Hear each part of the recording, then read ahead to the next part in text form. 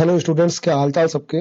सी programming के इस lecture में हम लोग फॉर्मेटेड इनपुट आउटपुट फंक्शन को पढ़ेंगे और जो इसका नेक्स्ट लेक्चर होगा उसमें हम लोग अनफॉर्मेटेड इनपुट आउटपुट फंक्शन को पढ़ेंगे। तो फॉर्मेटेड इनपुट आउटपुट फंक्शन क्या है आपको बेहतर तरीके से आ जाए, इसलिए इस वीडियो को आप पूरा देखिए।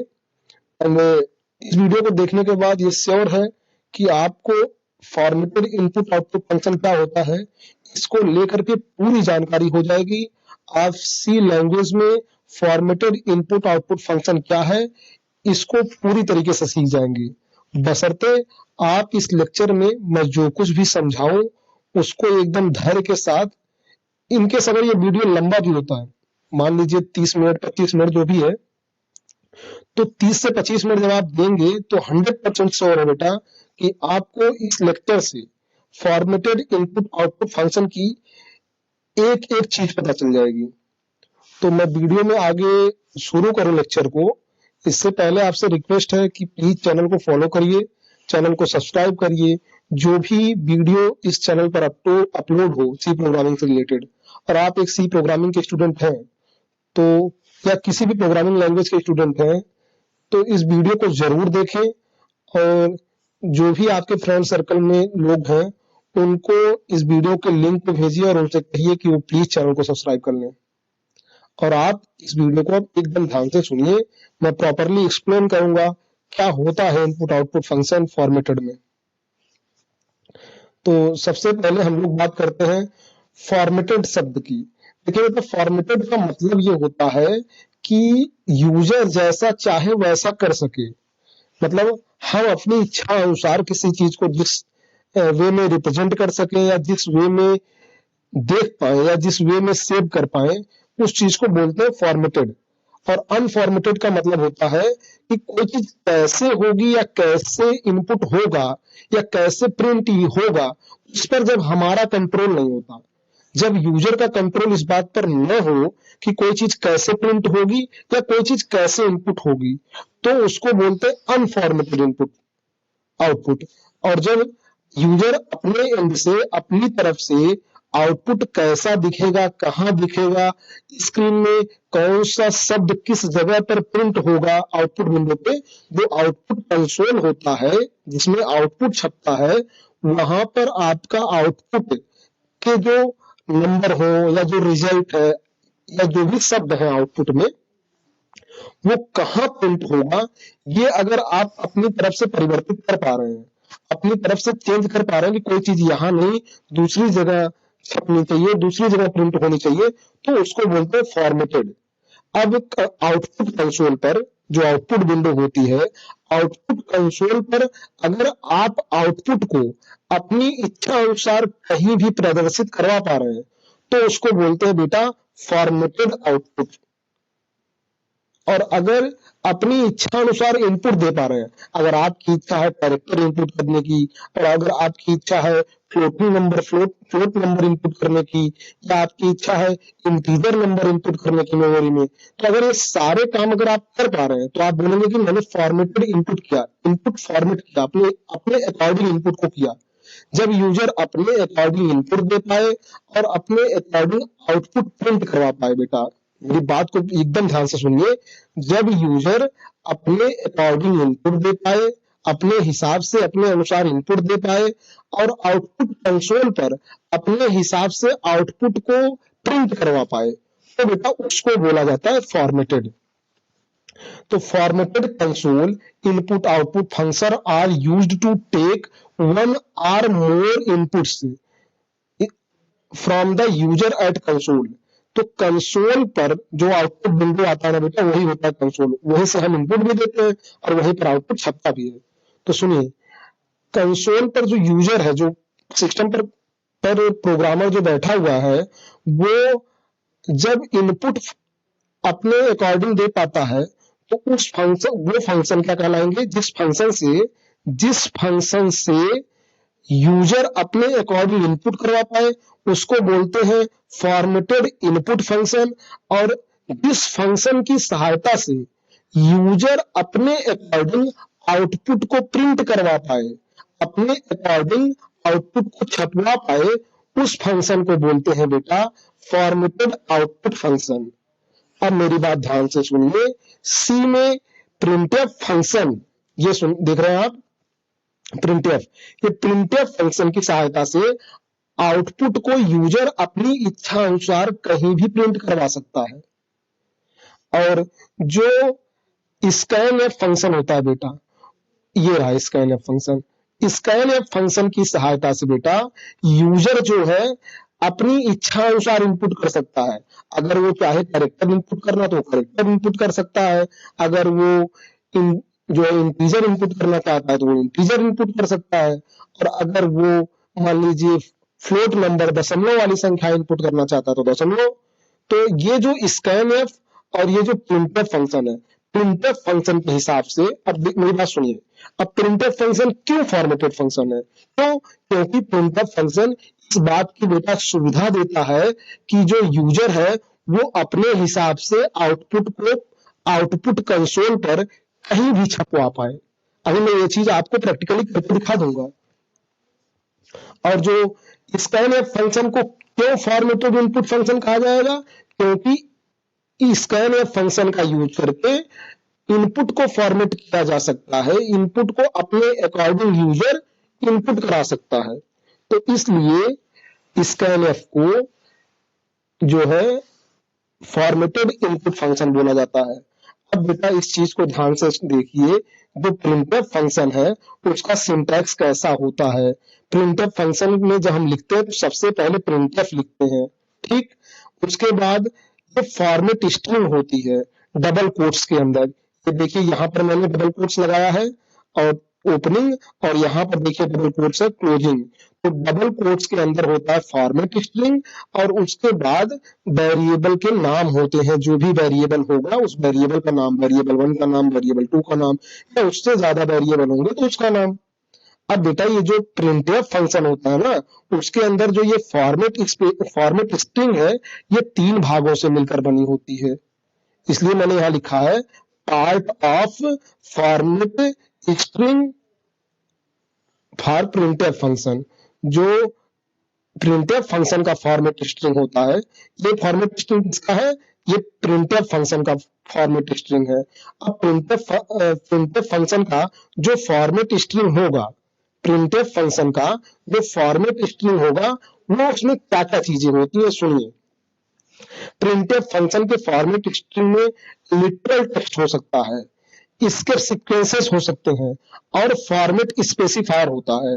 अगर पहला और दूसरा नहीं भी होगा तो तीसरा तो 100% श्योर होगा, फॉर्मेट स्पेसिफायर होगा, क्योंकि विदाउट फॉर्मेट स्पेसिफायर हम आउटपुट नहीं छाप सकते। और ये जो लिटरल टेक्स्ट है बेटा, और इसके सीक्वेंस, ये मे भी हो और मे भी ना हो। तो मैक्सिमम जो प्रिंटफ फंक्शन के लिए, मेरी बात सुनिए, प्रिंटफ फंक्शन के लिए जो फॉर्मेट स्ट्रिंग होती है उसके 3 हिस्से हो सकते हैं। हो सकता है उसमें कुछ टेक्स्ट हो सकता है उसमें कुछ स्क्रिप्ट सीक्वेंसेस हो। अब ये स्क्रिप्ट सीक्वेंसेस क्या है इसको मैं आपको आगे एक्सप्लेन कर दूंगा। और ये फॉर्मेट स्पेसिफायर, तो लिटरल टेक्स्ट हो भी सकता है, स्क्रिप्ट सीक्वेंस हो भी सकता है, लेकिन फॉर्मेट स्पेसिफायर तो होएगा ही होएगा। अब बात करें स्कैनएफ फंक्शन की बेटा। स्कैनएफ फंक्शन में जो फॉर्मेट स्ट्रिंग होती है और वेरिएबल का नाम होता है, और हर एक वेरिएबल के नाम के साथ बेटा, नाम के पहले इसमें एम्परसेंट का सिंबल लगता है। हर एक वेरिएबल में अगर वेरिएबल 1 का नाम लिख लिया तो उसके आगे एम्परसेंट, और वेरिएबल 2 है तो उसके आगे भी एम्परसेंट। ये एम्परसेंट जो है एड्रेस बताता है वेरिएबल का। अब जो बेटा ध्यान से सुनिए, ये जो स्कैनएफ फंक्शन है ना, स्कैनएफ फंक्शन का जो फॉर्मेट स्ट्रिंग होता है उसमें केवल एक चीज होता है, इसीलिए मैंने यहां लिखा है part of format string of scanf function. तो स्कैनएफ फंक्शन का जो फॉर्मेट स्ट्रिंग होता है उसमें केवल और केवल बेटा फॉर्मेट स्पेसिफायर होता है, ठीक। स्कैनएफ फंक्शन का जो फॉर्मेट स्ट्रिंग होगा उसमें क्या होगा? केवल फॉर्मेट स्पेसिफायर। लेकिन जो प्रिंटफ फंक्शन का फॉर्मेट स्ट्रिंग होगा उसमें लिटरल टेक्स्ट हो सकता है, स्क्रिप्ट सीक्वेंसेस हो सकते हैं, फॉर्मेट स्पेसिफायर हो सकता है। अब इन्हीं चीजों को मैं एक प्रोग्राम के जरिए आपको समझाने का प्रयास करता हूं, दोनों को जोड़ करके, प्रोग्राम को और ये जो हमने थ्योरी पढ़ाई अब तक, इसको दोनों को एक जोड़ के कंबाइन करके पढ़ाता हूँ, आपको और बेहतर तरीके से समझ में आएगा कि फॉर्मेटेड इनपुट आउटपुट फंक्शन क्या है। तो हम चलते हैं अपने डेवसी कंपाइलर पर, वहां हम लोग प्रोग्राम के जरिए इस चीज को सीखते हैं। मैं यहाँ पर दो संख्याओं के एडिशन का एक प्रोग्राम बना देता हूं, आप देखिएगा।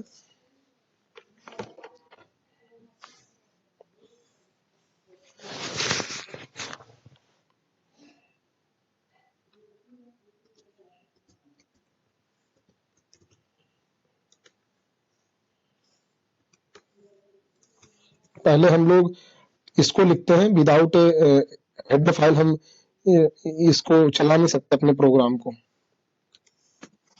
तो हेडर फाइल लिखना जरूरी है। ये हैज इंक्लूड stdio.h सी के किसी भी प्रोग्राम में लिखना जरूरी है, बिना इसके प्रोग्राम नहीं चल सकता। अभी हेडर फाइल्स के ऊपर हम लोग एक लेक्चर ले लेंगे कि ये सब क्या होती हैं एकदम प्रॉपर तरीके से, लेकिन अभी प्रोग्राम से आप लोग सीखिएगा केवल कि जो फॉर्मेटेड इनपुट आउटपुट फंक्शन है वो किस तरीके से काम करता है।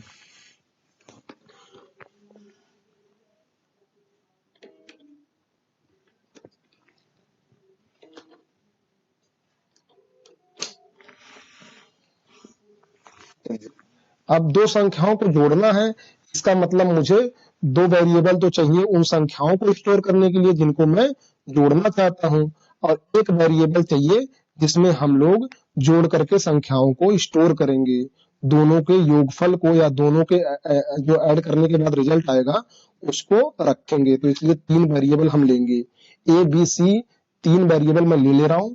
अब देखिए बेटा, तीन वेरिएबल ले लिया, अब ए और बी में मैं उन संख्याओं को रखूंगा जिन संख्याओं को जोड़ना है। तो जोड़ने के लिए अभी मैं पहले एक मैसेज प्रिंट करा लेता हूं प्रिंटफ फंक्शन की सहायता से। ये प्रिंटफ फंक्शन क्या है, फॉर्मेट यही है, क्या नाम है आपके, फॉर्मेटेड इनपुट फंक्शन और फॉर्मेटेड आउटपुट फंक्शन। जो प्रिंटफ और स्कैनफ है, यही दोनों आपके फॉर्मेटेड इनपुट और फॉर्मेटेड आउटपुट फंक्शन है। तो प्रिंटफ की सहायता से अगर आप कोई संदेश या मैसेज प्रिंट करना चाहते हैं तो आप उसको डबल कोट्स के अंदर रखेंगे। यहां मैं लिखता हूं enter value of A and B, ठीक। उसके बाद हर एक लाइन को हम सेमी कॉलन से टर्मिनेट करेंगे। अब enter value of A and b मतलब इसका मतलब वैल्यू इंटर करनी है, तो वैल्यू इंटर करने के लिए हम लोग स्कैनफ फंक्शन का यूज करेंगे, स्कैनफ फंक्शन का, ठीक। अब स्कैनफ फंक्शन में मैंने बताया कि सबसे पहले क्या होता है आपका, सबसे पहले होता है फॉर्मेट स्ट्रिंग। तो फॉर्मेट स्ट्रिंग में जो प्रिंटफ स्कैनफ फंक्शन है उसमें केवल क्या होता है, उसमें केवल और केवल फॉर्मेट स्पेसिफायर होते हैं, ठीक। अब उसके बाद कॉमा लगा करके वेरिएबल का नाम होता है, लेकिन हर एक वेरिएबल के साथ मैंने बताया एम्परसेंड का सिंबल होना जरूरी है बेटा। तो हर एक वेरिएबल ए और बी के साथ मैं क्या लगा दे रहा हूं, एम्परसेंड का सिंबल। अब देखिए आप लोग, मैंने हैज इंक्लूड stdio.h एक हेडर फाइल को इंक्लूड किया, क्योंकि बिना इस हेडर फाइल को इंक्लूड किए हम प्रोग्राम नहीं चला सकते। मेन फंक्शन है, मेन फंक्शन के अंदर ही हम लोग सी का प्रोग्राम लिखते हैं। तीन वेरिएबल लिए मैंने ए बी और सी नाम की, ए और बी में उन संख्याओं को रखूंगा जिनको जोड़ना है, जोड़ने के बाद जो रिजल्ट आएगा उसको हम सी में स्टोर करेंगे, इसलिए तीन वेरिएबल की जरूरत है। अब printf enter values of A and b, अब ए एंड बी की वैल्यू को इनपुट देंगे ताकि तभी तो हम उसको जोड़ पाएंगे। तो सबसे इसीलिए हम लोग फ्लो चार्ट या एल्गोरिथम में लिखते हैं कि रीड ए एंड बी। तो अब उन संख्याओं को पता करेंगे, तो स्कैनफ क्या करता है, रीड करता है। स्कैनफ आपके द्वारा जो इनपुट दिया जाएगा उसको रीड करेगा बेटा।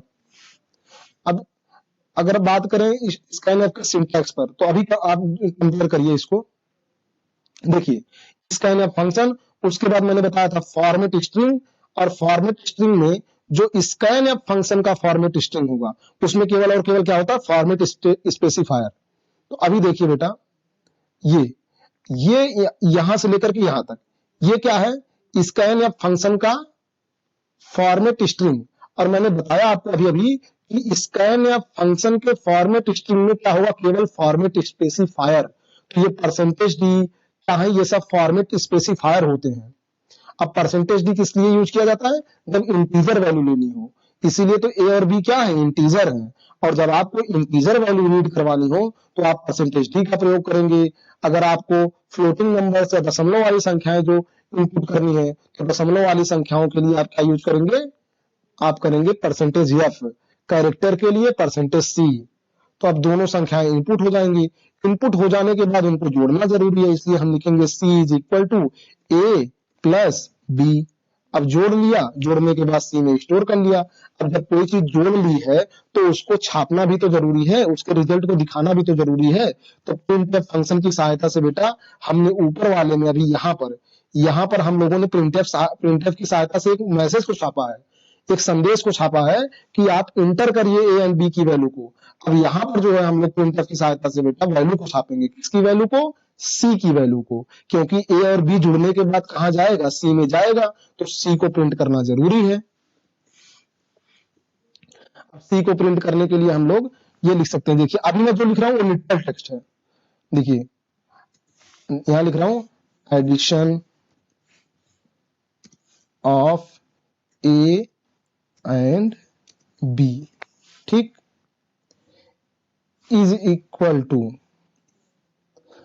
Equal to percentage D. क्यों परसेंटेज डी, किसके लिए, क्योंकि सी छापना है, और सी क्या है, सी एक इंटीजर वैल्यू होगी, क्योंकि दो इंटीजर को ऐड करेंगे ए और बी को जो इंटीजर टाइप के हैं, तो दो इंटीजर जोड़ने के बाद इंटीजर ही तो आएगा। अब यहां पर आप चाहें तो आउटपुट को इसी लाइन में छाप लें, या आप चाहें तो यहां पर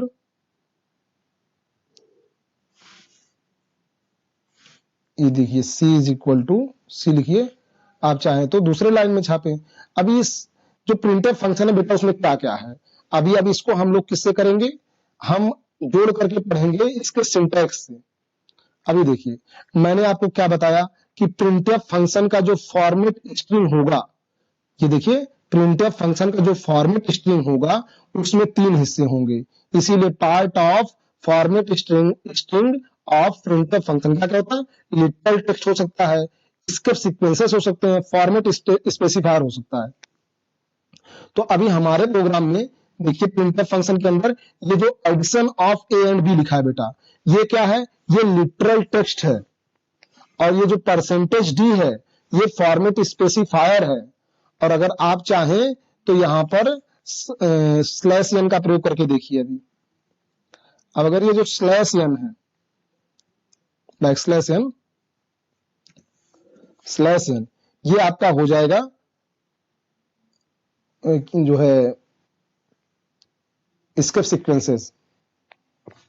तो अब इस प्रोग्राम को हम लोग रन करेंगे, और इस प्रोग्राम में अगर कोई एरर होगी तो हम उसको रिमूव कर लेंगे।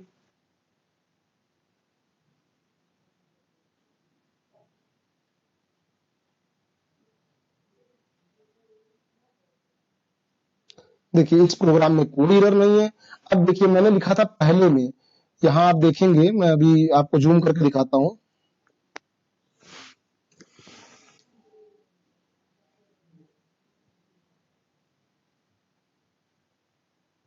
ये देखिए वैल्यू ऑफ, देखिए inter value of A and b, ये आपको लिख करके आ रहा है, enter value of A and b. ये इसलिए लिख करके आया है बेटा क्योंकि हम लोगों ने, यहां देखिए आप पहले प्रिंटफ में क्या लिखा हुआ है, enter value of A and B. तो ये जो मैसेज था, जो संदेश था, वो एज इट इज छप के आया है। और मैंने आपको बताया भी है कि प्रिंटफ के अंदर अगर डबल कोट्स में आप कोई मैसेज लिखते हैं तो वो वैसे के वैसे छप जाएगा, ठीक। अब क्या कर रहा है कि आप दो संख्याओं ए और बी को इनपुट करिए। तो मान लीजिए मैं ए में 15 इनपुट करता हूं यहां पर, देखिए, और बी में अब इनपुट लाएगा, मान लीजिए जो है आप 15 ही कर दे रहा हूं, तो अब बी में भी मैंने 15 इनपुट कर दिया, ठीक। अब देखिए क्या लिख करके आ रहा है, यहां पर अगर आपको मैं जूम करके दिखाऊं, ये देखिए बैकस्लैश एन लगाना था, वो हमारी गलती है, रुक जाइए उसको हम अभी वो कर देते हैं। अब देखिए addition of A and B is equal to 30, देखिए addition of A and B is equal to 30 आया है।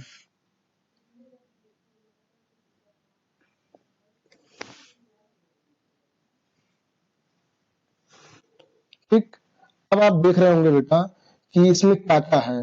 हमने आपको बताया था जो स्कैन या फंक्शन का फॉर्मेट स्ट्रिंग होगा उसमें केवल क्या होंगे, केवल और केवल फॉर्मेट स्पेसिफायर। अब यहाँ पर मैंने आपको बताया था, मैं आपको दोबारा से दिखाऊं, ये देखिए स्कैन या फंक्शन का जो फॉर्मेट स्ट्रिंग होगा उसमें क्या होगा, केवल और केवल फॉर्मेट स्पेसिफायर। इसीलिए मैंने लिखा है part of format string of scan या फंक्शन में केवल और केवल फॉर्मेट स्पेसिफायर। और जो part of format string of printf function है इसमें क्या है, लिटरल टेक्स्ट है, एस्केप सीक्वेंसेस है, फॉर्मेट स्पेसिफायर है। तो ये तीनों चीज हमने देखी कहां पे, इस फंक्शन में। ये नीचे आप देख सकते हैं यहाँ पे प्रिंटफ फंक्शन के अंदर addition of A and b जो है वो क्या है आपका, बैकस्लैश एन रहेगा बेटा, बैकस्लैश एन। यहाँ पे addition of A and b जो लिखा है ये क्या है, लिटरल टेक्स्ट है। स्लैश एन जो है ये आपका एस्केप सीक्वेंस है। और जो परसेंटेज डी है ये आपका क्या है, फॉर्मेट स्पेसिफायर। तो प्रिंटफ फंक्शन के लिटरल टेक्स्ट जो फॉर्मेट स्ट्रिंग होता है उसमें तीन तीन हिस्से हो सकते हैं। पहला लिटरल टेक्स्ट, यहाँ पर addition of A and B literal text है। दूसरा है आपका जो है स्केप सीक्वेंस, तो स्लैश एन क्या है, स्केप सीक्वेंस है। परसेंटेज डी क्या है, फॉर्मेट स्पेसिफायर।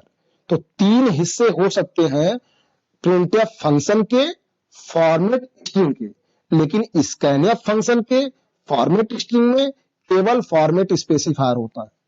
तो आप जान गए होंगे बेटा कि प्रिंटफ और स्कैनफ फंक्शन ये दोनों फॉर्मेटेड इनपुट आउटपुट फंक्शन है। और अब फॉर्मेटेड क्यों, क्योंकि स्कैन या फंक्शन की सहायता से मैं चाहूं तो कैरेक्टर भी इनपुट कर सकता हूं, मैं चाहूं तो फ्लोट वैल्यू भी इनपुट कर सकता हूं, और मैं चाहूं तो किसी भी प्रकार की अपने इच्छानुसार वैल्यू इनपुट कर सकता हूं। इसलिए स्कैनफ फॉर्मेटेड इनपुट फंक्शन है। और प्रिंटफ की सहायता से मैं जो है आउटपुट को कहीं भी दिखा सकता हूं। अभी देखिए दोबारा से आपको रन करके दिखाता हूं। अब देखिए हम रन करते हैं,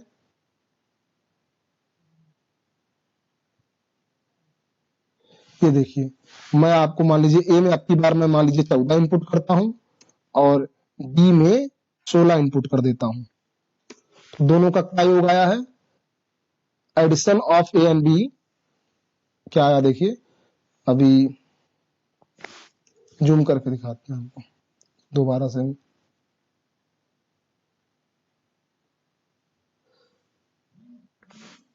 ए में 14, बी में आप कर दीजिए 16।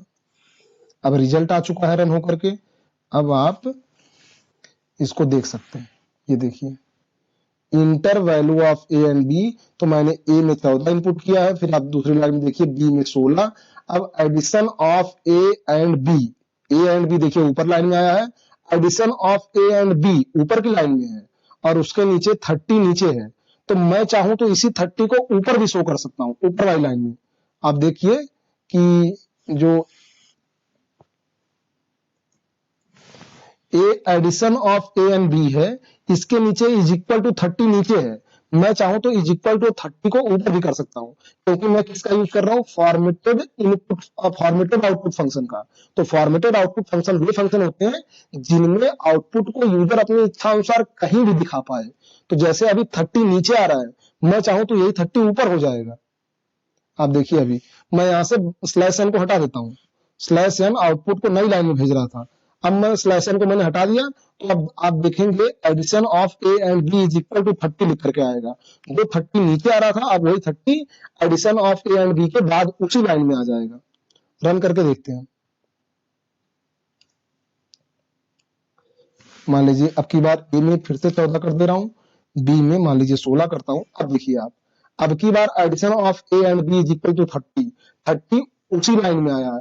पहले क्या था नीचे, तो मैं ऊपर नीचे अपनी इच्छा अनुसार कहीं भी प्रिंट कर पा रहा हूँ आउटपुट को, क्योंकि मैं प्रिंटफ फंक्शन का यूज कर रहा हूँ। और printf function formatted output function है, क्यों, क्योंकि वो मुझे सुविधा देता है कि मैं आउटपुट को आउटपुट कंसोल पर कहीं भी छाप सकूं, कहीं भी दिखा सकूं।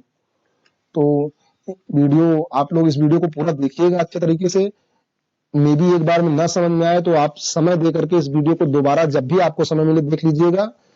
आप जब प्रोग्राम को और जो मैंने थ्योरी पढ़ाई है, जो भी मैंने थ्योरी पढ़ाई है, आप चाहें तो वीडियो रोक रोक के उसका नोट्स भी बना सकते हैं और इस प्रोग्राम के जरिए कंपेयर करके पढ़िएगा, दोनों को जोड़ करके। अभी जैसे मैंने आपको बताया कि प्रिंटफ फंक्शन के जो फॉर्मेट स्ट्रिंग होती है उसमें 3 हिस्से होते हैं। लिटरल टेक्स्ट, तो जो addition of A and B है वो लिटरल टेक्स्ट है। परसेंटेज डी फॉर्मेट स्पेसिफायर है। इसके पहले जो मैंने स्लैश एन यूज किया था वो स्केप सीक्वेंस था। तो प्रिंटफ फंक्शन के फॉर्मेट स्ट्रिंग में 3 हिस्से होते हैं, लेकिन स्कैनफ फंक्शन के फॉर्मेट स्ट्रिंग में केवल परसेंटेज डी होता है बस, जो कि क्या परसेंटेज डी या परसेंटेज एफ कुछ भी हो सकता है, जो कि क्या होता है फॉर्मेट स्पेसिफायर। तो स्कैनएफ के फॉर्मेट स्ट्रिंग में फॉर्मेट स्पेसिफायर होगा, प्रिंटएफ के फॉर्मेट स्ट्रिंग में 3 चीजें हो सकती हैं। तो इस वीडियो को अच्छे से देखिए और जो मैंने आपको ये यहाँ पर अभी थ्योरी पढ़ाई है, इसको आप चाहें तो वीडियो को रोक रोक के नोट्स भी बना सकते हैं। इस तरीके से आप यहाँ पर जब भी चाहें वीडियो को पॉज करके इसको नोट कर लीजिएगा। तो वीडियो देखने के लिए आपका बहुत बहुत धन्यवाद। वीडियो को एकदम शांति से अच्छे से देखिएगा। प्रिंटफ फंक्शन, स्कैनफ फंक्शन क्यों है, फॉर्मेटेड इन आउटपुट और इनपुट फंक्शन, ये अच्छे तरीके से आपको समझ में आ जाएगा। तो वीडियो देखने के लिए बहुत बहुत थैंक्स। वीडियो को शेयर करिएगा दोस्तों को, वीडियो का लिंक जरूर शेयर कर दीजिएगा और उनसे कहिएगा कि वो भी प्लीज चैनल को सब्सक्राइब कर लें। Thanks for